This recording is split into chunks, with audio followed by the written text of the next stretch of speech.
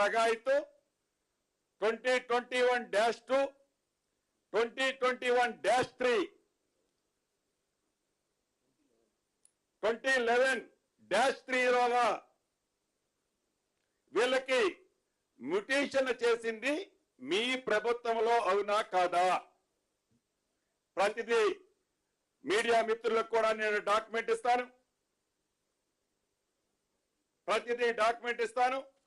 ఇది మీ ప్రభుత్వంలో మ్యుటేషన్ చేస్తే, ఇది మీ ప్రభుత్వంలో రిజిస్ట్రేషన్ జరిగితే ఇప్పుడు ఈ ప్రభుత్వానికి ఏమిటి సంబంధం? అంతేకాదు ఈ డ్రామాలరావు గారు, ఈ అబద్ధాలరావు గారు ఎంత పచ్చి అబద్ధాలు ఆడుతున్నారో మీకు చెప్తా. మీరందరూ తెలుసు, ఇది 10/2/2021 గూగుల్ మ్యాప్.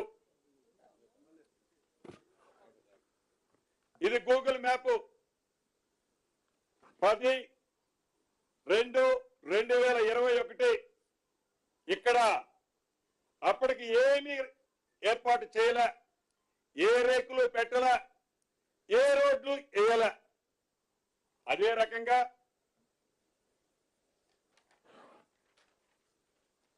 5/12/2021 ఇదిగోండి, ఈ గూగుల్ మ్యాప్ లో ఆ కలర్ తో కొన్ని ప్రాంతాల్లో మొదలు పెట్టాడు. దీంట్లో మొదలు పెట్టాడు రేకులు కట్టడం, రోడ్లు వేయటం.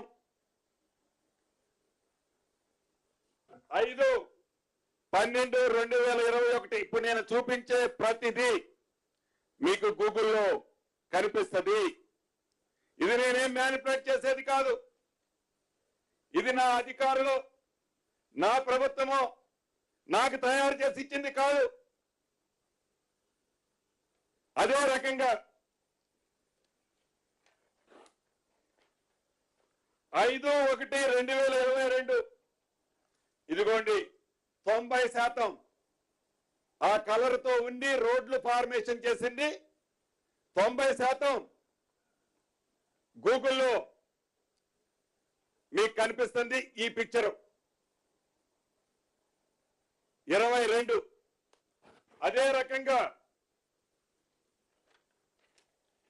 అక్కడ 95% పెట్టాడు.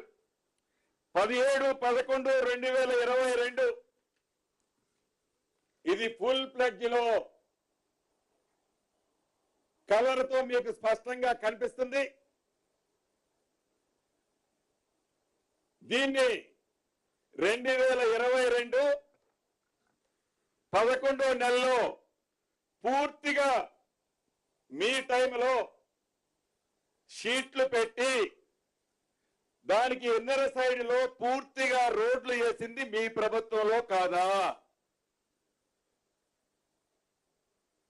ఎవరున్నారండి అధికారంలో ఆనాడు? అబద్ధాలరావు గారు, డ్రామాలరావు గారు.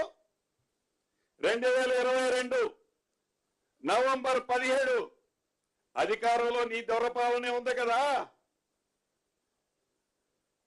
ఇది నేను తయారు చేసింది కాదు కదా.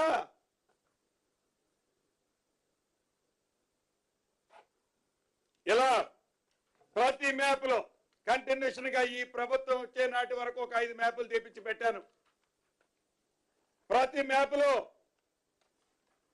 ఈ 373 ఎకరాల 22 కుంటలకి నీ దొరల పాలనలోనే పూర్తిగా రేకులు పెట్టించింది మీరు. దాన్ని ఈ ప్రభుత్వం మీద, ఈ మంత్రి మీద నిందలు మోపుతావా? ఎవరేశారు రేకులు? రిజిస్ట్రేషన్ ఎవరి టైంలో జరిగింది?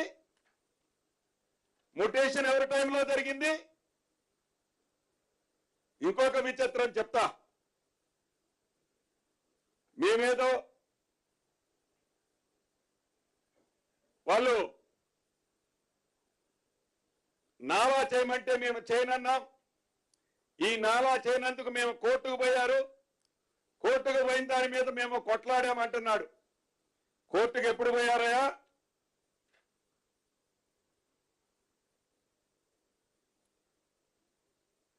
రెండు 2022లో ఎస్ఎల్పి నెంబర్ అంటే వీళ్ళు చేయటం లేదని వాళ్ళు సుప్రీంకోర్టుకు పోయారు.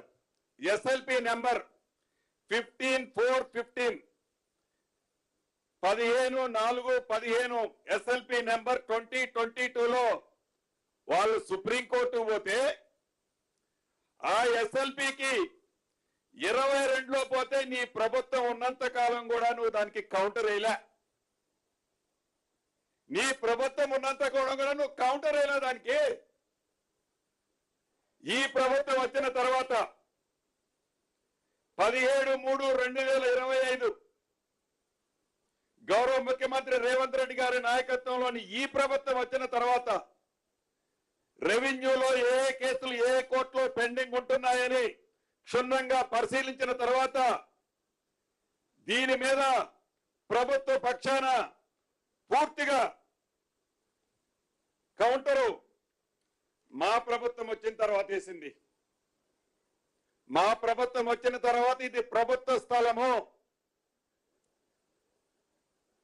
దీన్ని నాలా చేయలేము అని ఈ ప్రభుత్వం వచ్చిన తర్వాత మేమేశాం. నువ్వు వేయలేదే, వేసింది మేము. కౌంటర్ వేసి దీని మీద కొట్లాడుతుంది మేము. ఇది ఎట్లుంటే మరొక విచిత్రం, ఇది గుమ్మస్తా పేపర్, గుమ్మస్తా తెలంగాణ, ఇది గుమ్మస్తా తెలంగాణ. ఈ గుమ్మస్తా తెలంగాణ ఏ హృదయం అంటే శకుని మామ ఆత్మది, శకుని మామ ఆత్మది. శకుని మామ ఆత్మ ఈ గుమ్మస్తా తెలంగాణలో కొట్లాడుతుంటది. ఈ గుమ్మస్తా తెలంగాణలో హెడ్లైన్ ఏంటో చూసారా? ఈ జాగీర్లోకి మెగా ఎంట్రీ. ఈ జాగీర్లోకి మెగా ఎంట్రీ అని గుమ్మస్తా తెలంగాణలో బ్యానర్ ఐటమ్ రాస్తాడు. రాసి మూడో రోజు, ఈ ఐటమ్ రాసిన మూడో రోజే మళ్ళీ బ్యానర్ ఐటమ్ పొంగిలేటి ఈ స్థలం కబ్జా. మొదటి రోజు మెగా కబ్జా అని రాస్తావు, మూడో రోజు పొంగులేటి కబ్జా అని రాస్తావు. దీంట్లో ఆంతర్యం ఏంటి? నాకు తెలిసి ఈ మెగా ఆత్మ, ఈ శకుని ఆత్మ, ఈ శకుని పార్టీకి ఈ మెగా ఏం చేసిందో మీకు తెలియంది కాదు. అయితే ఈ ప్రభుత్వం మారిన తర్వాత, ఆ ప్రభుత్వం దిగిపోయి ప్రజాప్రభుత్వం వచ్చిన తర్వాత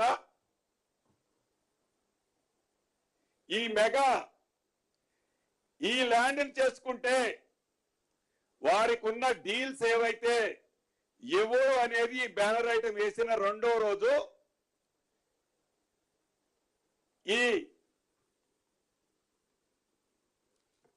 ఈ గుమ్మస్తా పేపరు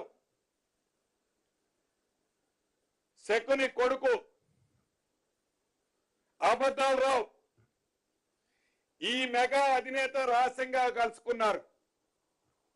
కలుసుకొని నీ వాటా నీకొస్తది, నీ వాటా నీకొస్తది, నీకిచ్చేది నీకు ఇస్తామని సెటిల్ అయిన తర్వాత దాన్ని తిప్పి ఈ ప్రభుత్వం మీద, ఈ మంత్రి మీద నింద మోపుతాడు. మరి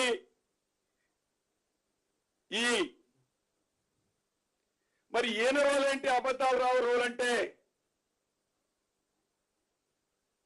ఈ అబద్ధాల రోల్ ఏంటయా అంటే శకుని మామ వాళ్ళ కుటుంబమే దీన్ని షేర్ చేసుకుంటే మరి నా పరిస్థితి ఏంటి అన్నది అబద్ధాలు రావు రంగంలోకి వస్తాడు. ఈ అబద్ధాలరావు రంగంలోకి వచ్చి దీని మీద సైన్యాన్ని వేసుకొని వానర సైన్యాన్ని ఈ ల్యాండ్ ఈ 373 ఎకరాలు ఈ ప్రభుత్వం 7,000 కోట్లు 7,000 కోట్లు మింగింది అంటాడు. అంటే అసలు ఈ నాదరగల్ ల్యాండ్ ఈ నాదరగల్ ల్యాండ్కి ఈ ప్రభుత్వం వచ్చిన తర్వాత నిషేధిత జాబితాలో 22A ప్రొవిడెంట్ లిస్ట్ లో ఉన్నదా అంటే యాజ్ ఇట్ ఈస్ గా ఉంది. ఈ ప్రభుత్వం ఏం మార్చలే. ఒక పులి స్టాప్ కామా ఎక్కడన్నా పెట్టామంటే ఏమీ పెట్టలే. లేదు మేమేమన్నా దాన్ని క్లియర్ చేసామా అంటే ఏమీ చెయ్యలే. మరి అంతా ఎట్లా ఊహించి నువ్వు చేస్తున్నావు? నీ భాగోతం ఎక్కడ బయటపడుద్దు అని, ఈ 10 సంవత్సరాల్లో చేసే నీ భాగోతం ఎక్కడ బయటకు వస్తుందోనని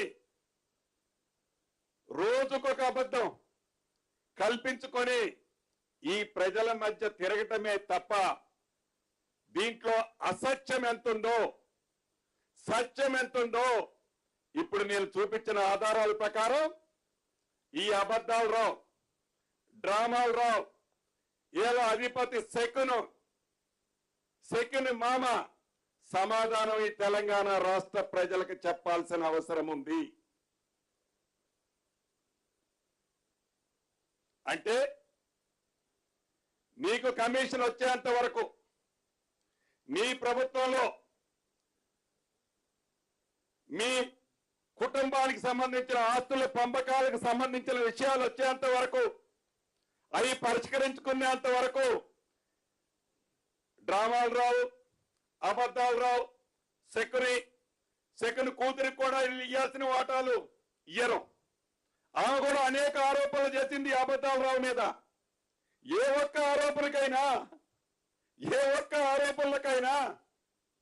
ఈ అబద్ధాలు రావు సమాధానం చెప్తుండా? కాళేశ్వరం దగ్గర ఎత్తుకుంది.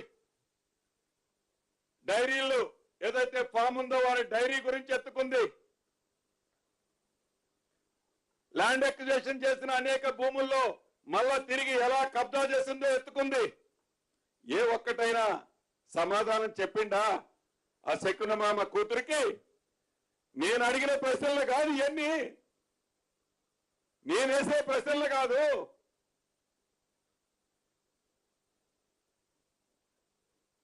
అంటే